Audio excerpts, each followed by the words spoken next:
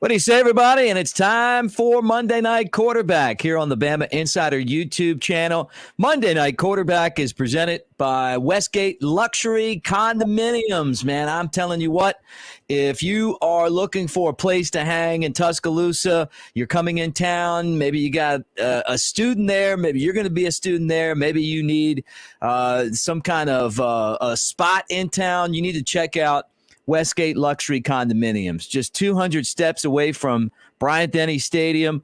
Westgate is a testament to the legacies and tradition of Alabama football, featuring unparalleled luxury and style, Wolf and Sub-Zero equipped kitchens, and open and spacious floor plans with oversized balconies. They've got 1 through 5 bedroom condominiums. They range from 900 to 3,000 square feet. And if you want more information, all you got to do is check out westgateal.com or call 1-855-287-1318. And again, just steps away from Bryant-Denny Stadium. If you own one, you get exclusive access to the Skygate Club for you and your friends, catered game days, unparalleled service, luxury condos with high-end finishes and appliances, and more. And I'll tell you what, that's where we do the post-game show when we're in Tuscaloosa, and they treat us like kings, and they treat everyone else like kings there. It really is a fantastic place. All right, guys, let's get into this. Great to see Kyle Henderson back. He was on assignment. He leaves town, and everything blows up. And I'm Mick Gillispie, 41-38, the final, Kyle. I guess we got to go right after and get your thoughts on that Alabama-Texas A&M game. Yeah, well, I want to hear from everyone inside the comment box, and I want you to post your reasons you feel that Alabama lost its first game since 2019. Was it because of Pete Golding? Was it because of Bill O'Brien? Was it because, a combination of factors that ultimately led to this 41-38 loss to Texas A&M? I want to talk about that tonight with Mick, kind of give my take on why I felt that Alabama lost to Texas A&M. And, hear from you inside the comment box. And if you're watching this video, not live, or coming back to watch it, hit the thumbs up, like, subscribe. We appreciate you more than you know. And kind of away we go with the show, Mick. Yeah, like and subscribe, hit the bell. And look, this is the hottest channel in Alabama sports right here, the Bama Insider YouTube channel. It's because of you guys. It's because you guys have made this thing what it is, whether it's the Nick Saban press conferences, what's going on around the campus with football and everything else, recruiting with Andrew Bone, hanging out with Kyle and Tony and myself. We appreciate it. Like and subscribe, guys. And then we've spent a lot of time together the last couple of days. You guys have been fantastic on the post-game show and then yesterday for our Sunday night call-in show. So this is Monday Night Quarterback, and Kyle and I are going to chew on this thing. I mean, we've had a couple of days to devour what we saw on Saturday. Kyle rewatched the football game. Kyle, I didn't have the stomach to do that, but I did watch it the first time. And between that and Deontay Wilder's loss, I feel like somebody just ran up and kicked me right in the gut. I think a lot of us feel like that right now. The good news is, Kyle, is that Alabama can still accomplish everything that they set out to accomplish. That's what Nick Saban told us today in the press conference. I said it right after the game. They've got still some really tough contests ahead. Yeah, I think when I rewatched the game today and, I went through it, and there was never, honestly, because I know that everybody just wants to automatically fire Pete Golding, right? That's like that's the one thing. Once Alabama loses or they get in trouble, they're like, fire Pete Golding. And I get it. Your expectations for the defense are perfection. And I think you get that because you're a fan of Nick Saban. Nick Saban is a defensive-minded coach. You grew up watching Alabama. You're accustomed to the old Alabama football and the old days of college football where it used to be 3 yards in a cloud of dust and Alabama was winning 35-7, right? So now we've moved into another world where the Big 12 offense is everywhere. Teams are scoring a ton of points, 35, 42 points. Now, with that said, I'm not condoning allowing, these big point totals, right? Anytime that a team scores over 17, I feel that's too much. I think like 17 is the old 3 points, whatever, of the old college football world. But I never felt with watching that game that it was strictly on Pete Golding. Okay, look, I think the last defensive series where Texas A&M drove down the field to kick the game-winning field goal, yeah, the defense, they didn't do their job. And ultimately, they were able to kick a field goal to win the game. But I look at kind of that first half of the game, a lot of dropped passes by Alabama wide receivers. I felt some of the Alabama receivers weren't being aggressive enough. I thought the play calling inside the red zone was atrocious, to be honest. I felt that Brian Robinson looked like the Brian Robinson from the previous game, right, against Ole Miss, where he was just, he was the Brian Robinson we're accustomed to, the big imposing back, and he looked as he could just take over this game. And every single time that Alabama got inside the red zone, Alabama starts throwing the football. And that was one of the most perplexing things when rewatching that game is, why not give it to your bell cow? Why not put the game of this magnitude on the shoulders of your fifth-year senior, right? I mean, Brian Robinson has the most experience out of anybody on the team. Give the ball to him. Even Devontae Smith. You said Mark Ingram. I didn't see that tweet, but I saw that Devontae Smith was like, run the damn ball. Right. Yeah. So, Bryce gets down there. He throws an interception and he threw the ball inside the red zone. Now, can you point that interception on Pete Golding?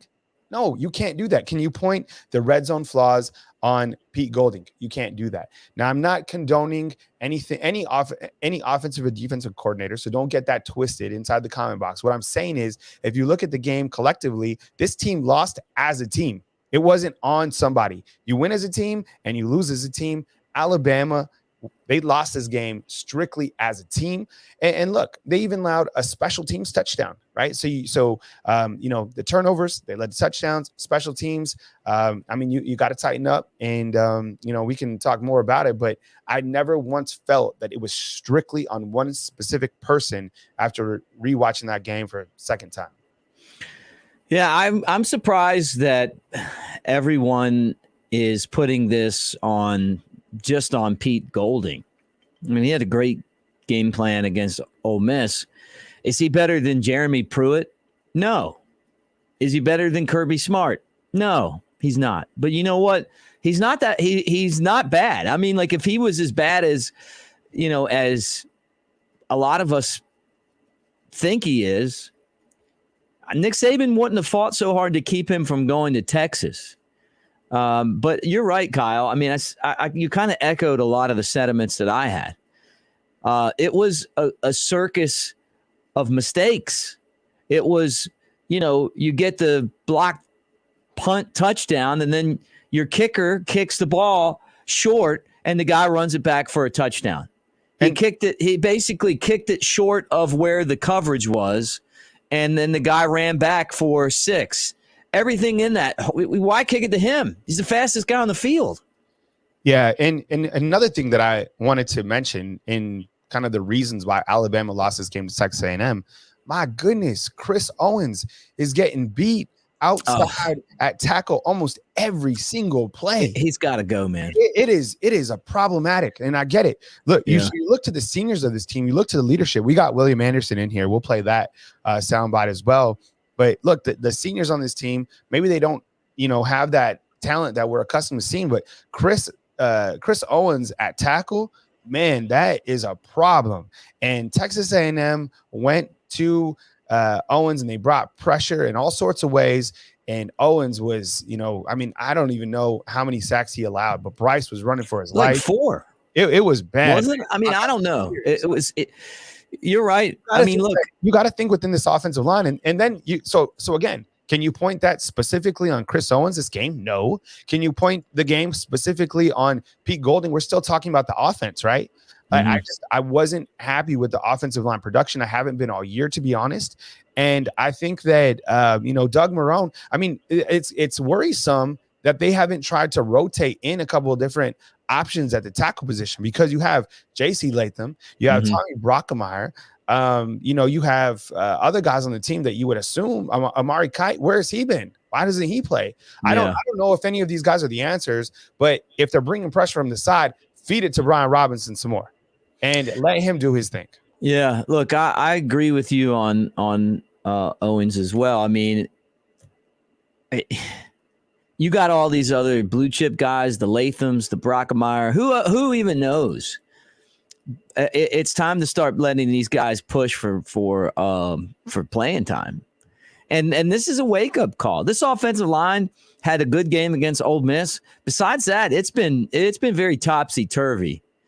And you give the guys who have been there the opportunity to start, but man, I mean, maybe he's out of position or something.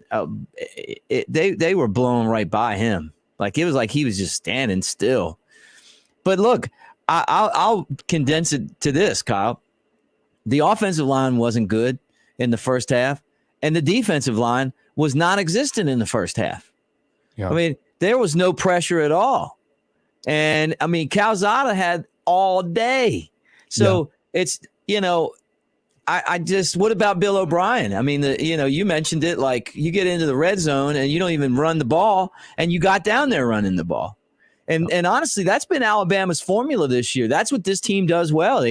Actually, the offensive line does a really good job of run blocking. Why not run behind him? Brian Robinson isn't a game breaker, but you know what? I mean, he's straight ahead running. He's really good at it, and he's physical, and he punishes the opposition. And then we get down there, and we're kicking field goals. Bryce Young never looked comfortable. It was just a bad – I don't know. I mean, they got a lot to work on, and I think they're going to be all right. It's just I'll tell you what, the game this week, they'll handle business there. I think they'll take care of Tennessee.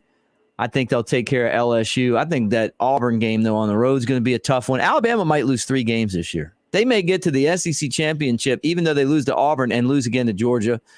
Nick Saban said something that really stuck with me in his press conference. He talked about the 19-game winning streak that stopped in 2010 and that they lost to South Carolina. And when he said that, I'm going, you know what? Yes. It's kind of the same thing, except that team to me was more talented than this team.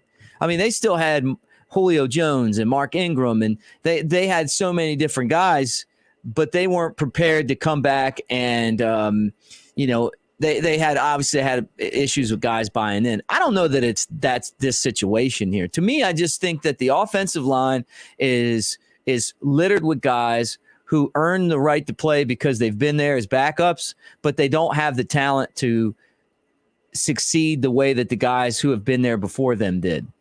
And I'm wondering, are the Lathams, are the Brockemeyers, are those guys ready to step up and take those spots from them? Because if they are, that's what needs to be happening in practice. And maybe, I don't know, maybe Nick Saban doesn't feel like those guys are ready. He's loyal, but you know what? You lose that one game when it's the first time in 100 games where you lose to an unranked team. I think that's an eye opener.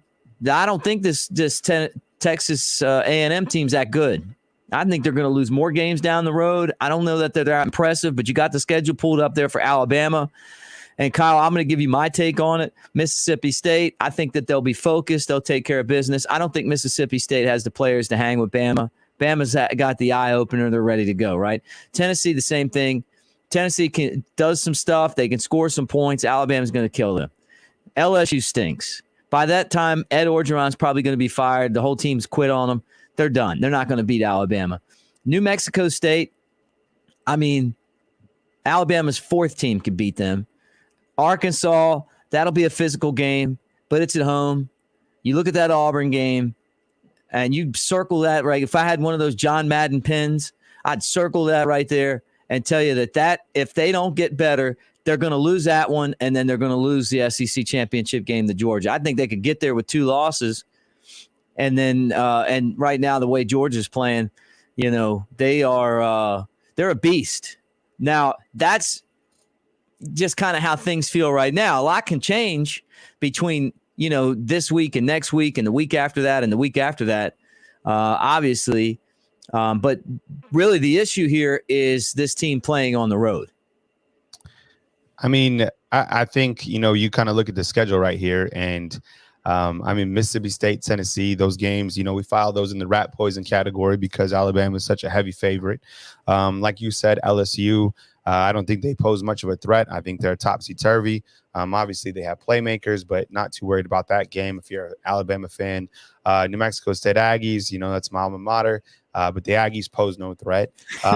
Arkansas, no offense to your alma mater, Kyle. KJ Jefferson and Sam Pittman, look, they got some good things going, but Alabama's going to be handling them as well. And look at where all these games are. I mean, Alabama, this is a very favorable back-end schedule. You got a short trip to Starkville, Tuscaloosa, and then you play your in-state rival, Auburn. Now, right. the one thing that is concerning about Auburn is the fact that Auburn is led by Bo Nix. And I get it. Bo Nix isn't the best quarterback in the SEC, but he is a magician. And you look at the way that Calzada played. I mean, Bo Nix, you watch him, he extend plays longer than Bryce can extend plays. It's unbelievable. And he can make these magical plays downfield, and you're just like, what did I just see? And Bo Nix has beat Alabama head-to-head before. He's a problem. I'm not saying that Auburn's going to beat Alabama. I'm just saying those are the problems that lie ahead. Right. I'm with you, Mick. I think they make it back to the SEC championship and face Georgia. And the thing that I want to, harp on here is, number one, Alabama, yes, they lost this game. I get it. But, I mean, and someone said it in the comment box. They're like, step away from the cliff. Yeah, I mean, come on. Alabama actually, I thought this was very impressive. Alabama was able to retake the lead in this game by a score of 38-31. I thought that showed a lot of courage. That showed a lot of poise, moxie, whatever you want to call it, to be able to come down from a game where nothing's going your way. Your tackles getting beaten, the plays on the defense aren't there, whatever. But to be able to come back, take the lead, I thought that showed a lot of moxie. It didn't end the way that they wanted to. But this team, showed a lot to me with that. There's no things as moral victories. I wanted to play a couple sound bites from Nick Saban from today. He speaks every Monday, as you know. I'm going to put that on, Mick. He talked about the offensive line play. I wanted to pipe that in. And then I also wanted to talk about his kind of message to the players after they lost to Texas A&M. And then we also have a really good soundbite from William Anderson. So here's Nick Saban talking about the Alabama offensive line play. Let's get to that. I think it's at 5:47. When they overload on one side, rushing at Bryce. Yeah, I think, most of the issues were created by communication, or I guess you could say lack of communication. They did give us some different looks, which we need to adjust to. The quarterback, the running back, the offensive line all have to communicate and get on the same page. And I think we did a little better job of picking things up in the second half than we did in the first half. So we did make the adjustments that we needed to make. But it was an issue, especially in the first half. I think when we got sacked 3 times or something like that. And we didn't communicate very well on who's sliding to who and how we're picking things up. Okay, here's Saban also talking about the message to his team following the loss. The locker room after losses, and do you use that as kind of a jump start to setting the tone for preparation for the next week's game? Well, I think that, players have to remember how they feel when they don't have success. And I think they got to remember how that feels. And then I also think that they have to think about, well, how did what we did sort of contribute to this feeling that I have? Mm-hmm. And then what am I willing to do to fix it? Basically is, the message. So, and when I say, how do we respond to this? That's what I'm talking about. How do you respond to the feeling that you had when you didn't have success? And what are you willing to do to fix it? Yeah, so there's Nick Saban kind of with the message after the game's Texas A&M. Yeah, look, I totally get that. This is where he's at his best. He's got 7 national championships. 5 of those were seasons where his team lost a game. And so he knows how to deal with this. But Mick, I want to ask you a question. Look, people just want to talk about this. Let's talk about it. Is Pete Golding the sole reason for this loss? And does Pete Golding need to be fired or let go immediately? No. Look, the worst thing you could do is fire any of the coaches right now. I mean, you got to be focused on the next week, and you don't need a distraction like that. Remember, we had this guy named Lane Kiffin that was coaching offense for Alabama, and a very famous ESPN guy named Michael Wilbon called him a clown. And I was one that, like, Kyle and I were on different sides of this. I thought Wilbon was exactly right. Even though he's a great coach and he does all these things offensively, he's a clown. He just does stuff like drop the popcorn, drop the mic and the popcorn. And when he was at Alabama, he was just doing good. He changed the offense. But then, his off the field antics. Eventually, Nick Saban had enough, and he was gone by the end. And we didn't have him for the championship game, and we end up losing to Clemson for the national championship. The guy's there, we win, but you could tell that he was preoccupied with something else, maybe his new job, who knows, right? But it didn't help. Maybe we should have just stuck with him. Looking out, I mean, hindsight, but same thing with Pete Golding. I mean, Pete Golding was loyal to Alabama and stuck around. I know a lot of you guys are frustrated with him. I've got a lot of friends that agree with you. I just don't. I'm looking at this football game, and the defense to me is one reason why Alabama lost. But there's blame to go around on every single facet of the game: offense, defense, and special teams. Right? Yeah, I think that exactly like what I was saying in the opener. Like, this team literally lost this game as a team. On the offensive side, and one thing that has really jumped out to me, honestly, and I want to get your take on this as well. Not only you, Mick, but inside the comment box, but the wide receiver play. I know Jameson Williams. I mean, he came with it. He was targeted. Let me bring it up. I think he was targeted 13 times. Mechie was targeted 13 times as well. Williams had 10 receptions, 146 yards. Mechie 7 receptions, 88 yards. And I get it. Mechie. People know about Mechie this year. Whatever. There's a big drop off at the receiver position. In my opinion, it doesn't seem like they even have a third really marquee guy right now that they can go to. At Billingsley, I felt I didn't see that he was playing aggressive against Texas A&M. I mean, he was targeted 5 times. He had 0 receptions. I mean, that's concerning when you're looking for your big time playmakers. Slade Bolden, 2 receptions, 16 yards. JoJo Earl, 1 reception, 19 yards. Where's Devon Baker? Where's Trayshawn Holden? Where are these guys at? I mean, is there really that big of a drop off? Remember, everyone was so excited about Ajay Hall. Yeah, haven't even seen him, right? Brooks, haven't even seen him. Christian Leary, haven't even seen him. So I mean, there was drops all the way around. Cam too. I mean, he's had a good year, but I feel like they're missing a really third receiver that's super productive. I don't know. I just wanted to get your take on kind of the receiver. What about Billingsley? I mean, really, what about Billingsley? I mean, he had the drop at the end of the game. Yeah. If he catches the ball, we went 3 and out on it, or they went 3 and out. I mean, I throw me in there. We went 3 and out in that last drive. You catch that ball, they get a first down, and all of a sudden you got some momentum. Was it a low throw? Yeah, but you know what? It's a ball you got to catch. Alabama didn't drop. What did they drop? 9 passes? How many was it? Right? Never seen. That was like a whole season worth last year. I'm serious because remember Smitty or there's no way he's going to be able to catch that ball and he'd go up and just skyhawk it. It was crazy. I know. He was like a vacuum. And all of them were. Judy, so is Henry Ruggs, so is Jalen Waddle. Those guys were vacuums. And these guys, they don't have, I mean, I guess Jameson Williams, he certainly has a speed, but there's just something different from this year's receivers compared to last year. Of course, I don't know if any of these guys currently on the roster are first-round draft picks. Those 4 that we mentioned were. It's something that certainly stands out. There's none of them right now are first-round picks. I mean, to be a first-round pick, you got to be the elite of the elitist, right? I mean, think about it. I mean, how crazy. And maybe, and look, I was about to say maybe we're spoiled, There's no maybe about it. We're spoiled. I mean, look, we had 4 first-round picks at receiver all on the same team at the same time, catching everything.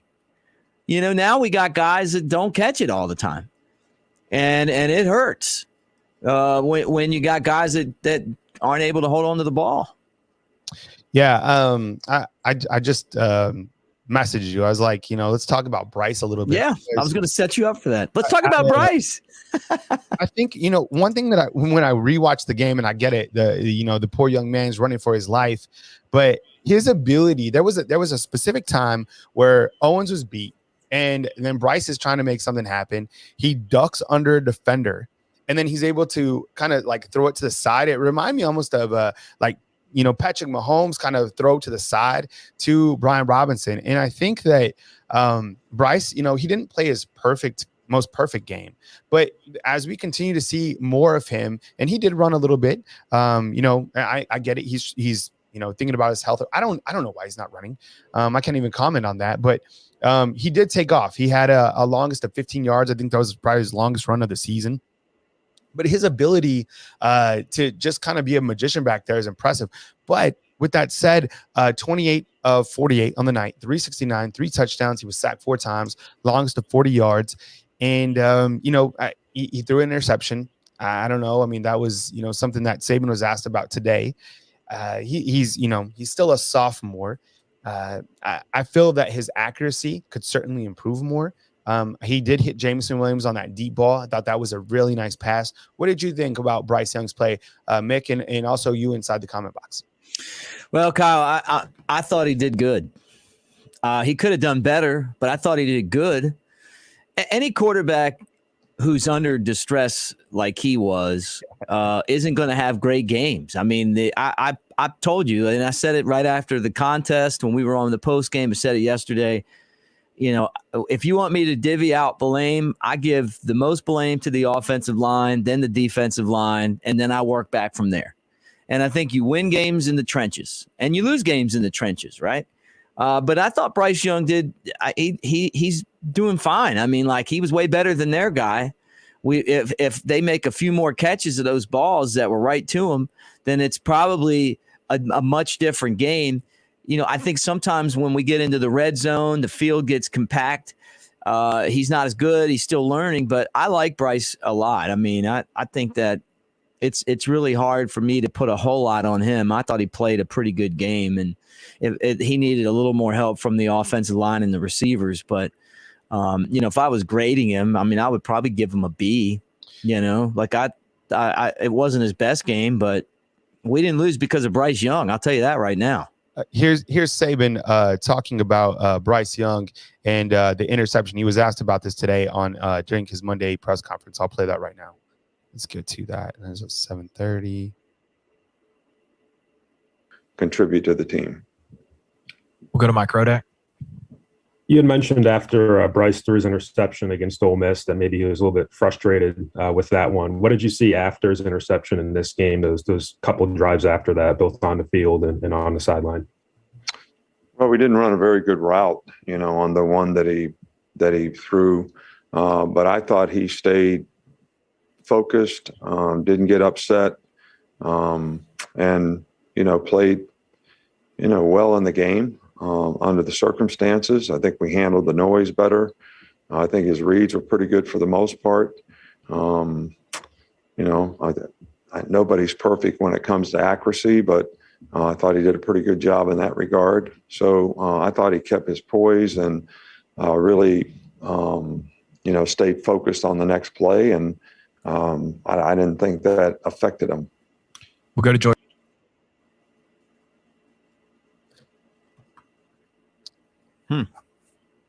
Yeah, I mean, I think what he was saying, reading between the lines, is on the interception that Billingsley didn't run a good route, right? Right. That's exactly what he was saying. I mean, yeah, I said it for you, Coach. But I mean, and you kind of look at the production of Billingsley on the night. I mean, targeted 5 times with no receptions. That is super concerning. we kind of went, we already talked about that. But, just kind of some takeaways from Bryce playing in a big time game. And look, Alabama has had 2 very challenging games on the road in terms of the crowd noise. I don't know if they're going to see that again, right, for the rest of the season. I mean, Auburn, that it's loud there. I've been to a game on the sidelines, and I was actually there the last time in 2019 when Auburn beat Alabama, and it was loud, but not loud like the Swamp and not loud like Kyle Field. Auburn's been a death trap for Alabama, though, Kyle. I mean, the teams that go down there and win are the teams that are playing good football, and it worries me a lot. But, I mean, I'm curious to see how they play this week against Mississippi State. These are some tough games. I mean, you're right. Florida's a tough place to play. Texas A&M, it's loud there. They got 107,000. And then, this week you got the Cowbells. And then Auburn, when they're not watching that giant video board, they'll be cheering on some of the football. No, I could tell that Saban is I could tell Saban wasn't happy with Billingsley's either. Look, the guy's been in trouble all year, but he's too good of a player not to be out there. I mean, he's a difference maker. I mean, Alabama's just got to get refocused, and I think that's what's going to happen. And look, let's get into the college football playoff, right? I mean, let's talk about where we are right now. I mean, it's not like Alabama just fell out of the sky here. They're at number 5, and sometimes with Saban and the way that he works to get guys motivated and to get a team motivated, being number 1 works against the way that he likes to kind of get everyone together. He's going to be preaching to these guys about it's us against the world. Yeah, I think, I mean, the message to this team, I think, continues to be, can you play 4 quarters? Can you sustain, perfection within the 4 quarters? And a lot of people keep asking for the backups to play, and I don't think they've even played a complete game yet, right? So that's probably why the starters aren't playing. There's a lot of people, they just want to see kind of the backups or whatever. Maybe we'll see, a new offensive tackle. I don't know. I mean, as Saban just said, it sounded like he kind of defended Chris Owens, in my opinion, which is interesting comment. I mean, he knows more about the offensive line position than I do. I just can only speak from what I saw in the field, and what everyone else saw was that Chris Owens was getting completely beat, and his liability for the quarterback, because I think if the worst thing that could happen is if Bryce goes down. And so you got to take care of Bryce at all costs, right? Because he is going to dictate how many more games Alabama wins this season. Yeah. That's how critical it is to keep Bryce clean. And I think if you're a defensive coordinator and you look at the Texas A&M game film, you're running that exact same schematics to get to Bryce, to get heat on Bryce. You know that he doesn't have the best deep ball, so you want to, take away that as well. Arkansas, Sam Pittman, he's a defensive-minded coach. But looking at this top 5, Mick, I mean, the one statistic that is really, really scary of all this is that Georgia has scored 239 points and just allowed 33. They're a team built off defense. If you thought Texas A&M was coming up with heat on Alabama, I think Georgia, is a frightening team from a defensive perspective. With that said, I don't feel that they can throw the football, right? I've been wrong before, but I don't feel that they can run the football. Throw the football. They can clearly run the football. They have 4 running backs who I think are outstanding. Yeah. And kind of what's your take on this top 5, Mick? No, I mean, I agree with you. Georgia, they're banged up and they're still crushing teams. I don't know that they've played an offense as good as Alabama. When you look at the teams that they've played, but boy, they've handled business. I mean, they went into Auburn and just stomped them. And I thought Auburn didn't, honestly, I thought Auburn played a good game. A side note, that CBS team for that game might be one of the worst broadcast teams I can ever remember. I mean, it was so hard to watch. Noah Eagle and man, it was so bad. But I was kind of hoping Gary Danielson was there, and then we had Gary Danielson at night. So I mean, whatever. Georgia's good. Georgia's going to be there, no doubt about it. I watched Iowa and Penn State. It was another game I kept a close eye on. Sean Clifford and Penn State were going to beat them until Clifford got hurt. Iowa's not going to be in the college football playoff. They're not going to beat Ohio State. Forget about them even being there. I mean, they deserve to be there right now. They're not going to survive. Oklahoma, look, I got to tell you, Oklahoma, like, they had their backs up against the wall. They're down 21-0. And all of a sudden, the team that we expected to see came out and played in that game, and they came from behind and they beat Texas. I don't see anyone beating Oklahoma. I think they're going to be there at the end, and they'll be in the college football playoff. Same thing with Cincinnati. I mean, Cincinnati, for them to make a push, they can't just win and go undefeated. They have to crush teams, and that's what they did to Temple. And, they have a game this week. It was against Gus and UCF. They'll crush them. They're going to run the score up. So I could see them, unless they have a slip up. I think that Cincinnati's going to be there. So we'll see, man. I think it's going to be, Alabama in the mix, Ohio State in the mix. But I don't think Georgia's going to lose a game. And I don't think Oklahoma's going to lose a game. And I don't think Cincinnati's going to lose a game. Now, I could be wrong. And if I was like saying, okay, in kind of the, of those four teams, which team do I have the most confidence that they'll go undefeated? It's Georgia. But then here's a look at Iowa's football schedule so we can have some reference points. Yeah. I mean, Purdue at Wisconsin. I mean, Wisconsin, they don't even have an offense, right? They're just right. They don't. But they might win that though. See, that's what I'm saying. Like, Iowa could lose to the Badgers. Yeah, I could totally see that. I think Iowa slips up here somewhere in the back end. Then of course they have the Big Ten championship.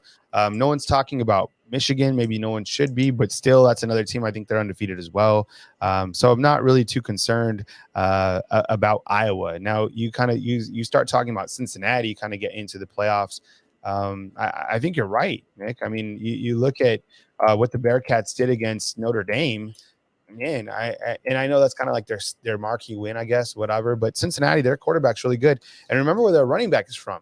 Jerome Ford, right? Yep, former Bama guy. He's a former Bama guy doing his thing at Cincinnati. So, I think they certainly went out. I think they put it to Gus like you. And, so you got Cincinnati there. But the thing about this to remember going forward, that Alabama still controls its own destiny, right? You got to win out. You're still number one in the SEC West. The loss, sometimes that, that checks you. Sometimes you get better from these type of losses. And as Coach Saban says, when you have a failure, make a positive from it. Today, William Anderson was kind of asked about the leadership on his team. Really good soundbite. You can go watch the William Anderson video. He was frustrated. I'm going to play that for you right now. Here's Will Anderson talking about the leadership on this team. As you can see from, his frustration, he's a competitor, and he, wants that defense to get back to Alabama standard. What was our team towards a vocal leader speaking up after a loss like this? Was there a singular moment? Was there a team meeting? Is it the locker room? What was that moment like, and what did you say to the team?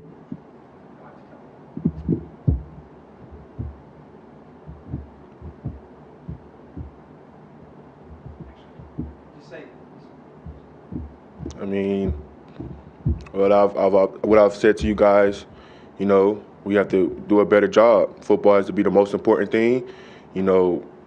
That's the biggest thing when you come to Alabama. That's the standard. Football is the most important thing, and that's what I express to the team, and that's what it has to be, and it's going to be that. Nick. Will, as far as the pass rush for you guys against A&M, I mean, what did that O-line do well against you guys to somewhat neutralize you? And then also, how can you go about fixing that moving forward? I think the game plan they had, they executed it very well. I think they did a good job up front.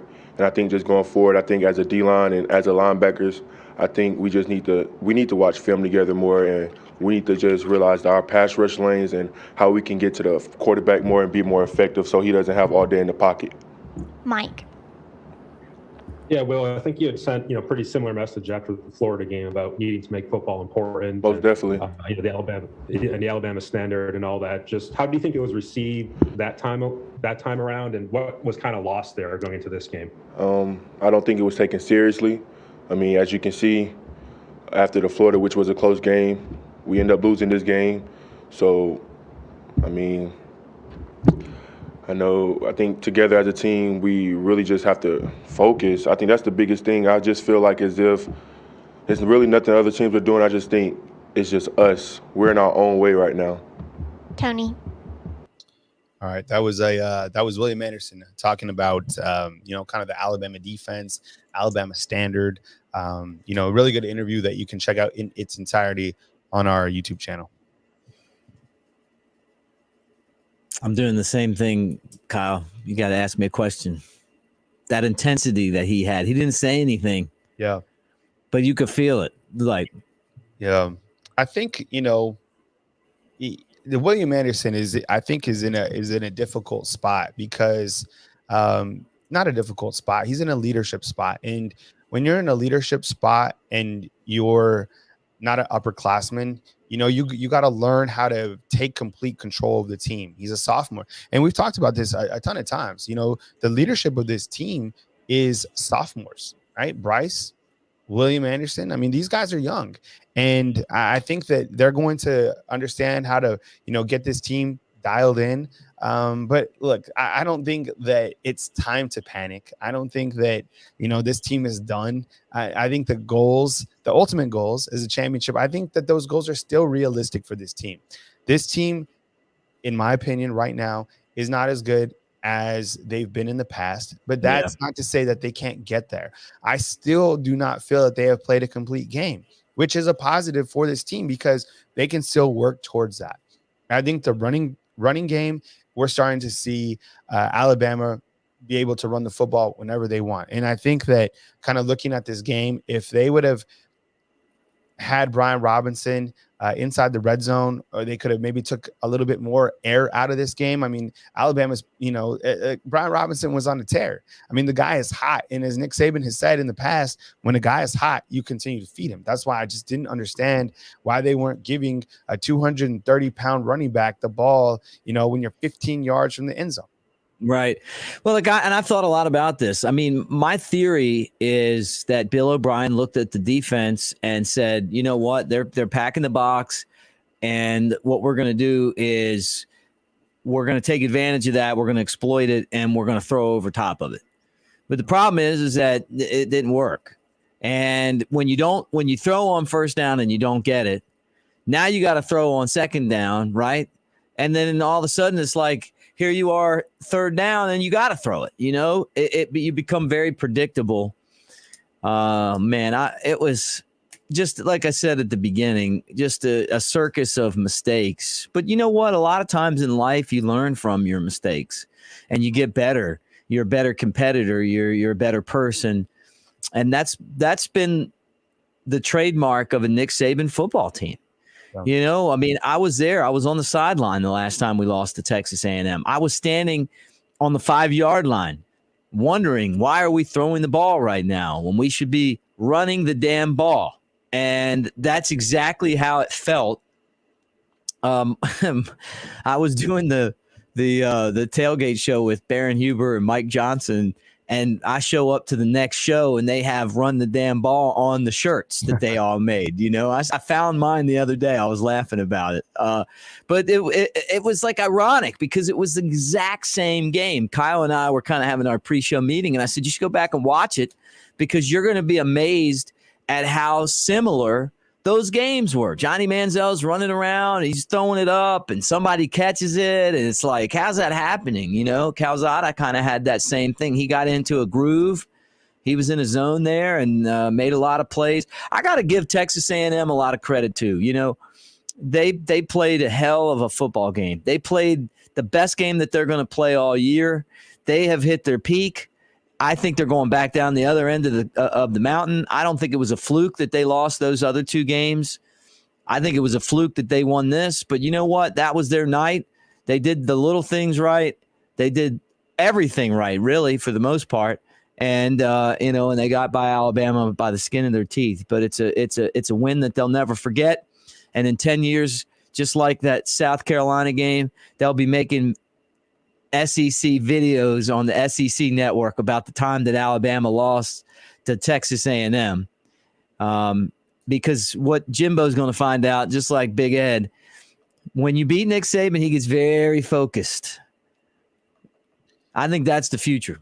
I think the future is that Alabama is going to run. They'll be prepared. Texas A&M won't be sneaking up on anybody. Put it like that. No, I hear you. I think I'm not worried about it. I think that this team, we kind of joke around that this team, they're not going to lose again. They're unbeatable, whatever. I mean, I think that they are beatable, but I think that they'll be better from this. College Station's a tough place to play. So is the Swamp. Alabama won by 3 or whatever at the Swamp, lost by 3 at Kyle Field, 2 of the most challenging places to play in college football. This team, they got to tighten up, like Jarvis is saying inside the comment box. I think they'll be fine. Like what I see, I like that second half fight from the team. To be able to come back when they're facing a lot of adversity. I was curious how this team was going to do with adversity. And I think they'll be dialed in. I'm not worried about it. I think this team is going to come with it. Yep, no doubt about it. Let me remind everybody, Kyle, of something very important. And that's that this show is brought to you by Westgate Luxury Condominiums right there next to Bryant-Denny Stadium, just 200 steps from Bryant-Denny Stadium. And there's a lot of reasons why you need to check out Westgate Luxury Condominium. First off, there are 1 to 5 bedroom condominiums that range from 900 to 300 feet. You're talking about 200 steps away from Bryant-Denny Stadium, and they have Wolf and Sub-Zero equipped kitchens, open and spacious floor plans, and oversized balconies. They are really, really fantastic. WestgateAL.com or 855-287-1318.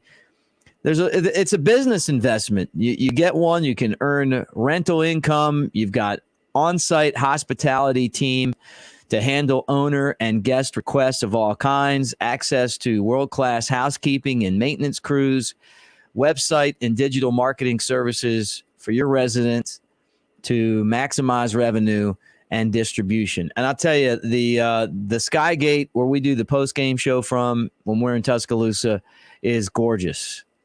Great food, great hangout. I've had just a blast being up there. We'll be there when Alabama comes back home for the cigar game against Tennessee on October 23rd.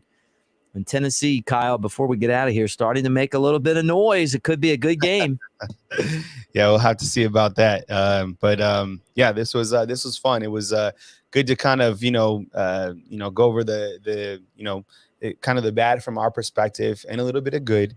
But in the end, Alabama, they'll get focused back in, no problem.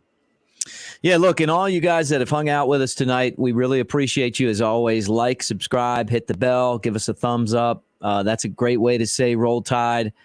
Tomorrow you got Andrew Bone, who's going to give us the latest on recruiting. Don't forget, Jaleel Skinner, the #1 tight end in the country, committed to Alabama last Friday. Andrew Bone was on the case with that.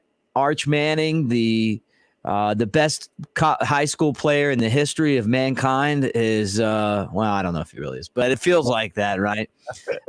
Is in the mix for Alabama. He was there when the Tide played Ole Miss. He's not going to Ole Miss to play for Lane Kiffin. I guarantee it. But he could come to Alabama and play for Nick Saban, and Alabama's right up at the top of the list. Bone will have the insight on everything going on with recruiting on Tuesday. We'll have all of the Nick Saban press conferences here, what's going on. Well, I'm sure we're going to have the Pirate on here too, right, Kyle? Yeah, of course, man. Yep, we have it all for you right here at Bama Insider. So that's right. Another big week. It'll be fun to hear what the Pirate has to say when Alabama plays in Starkville, as we say in the South, or Starkville, depending on where you're at right now. But Mike Leach will have his press conferences. Friday, we'll have the Bama Insider Tailgate Show 6 to 8. That'll be from Pearl River Resort. So we've got a pretty packed week of fun stuff. Good to have you back, Kyle. Sounds good, man. All right. Thanks for watching, guys, and Roll Tide.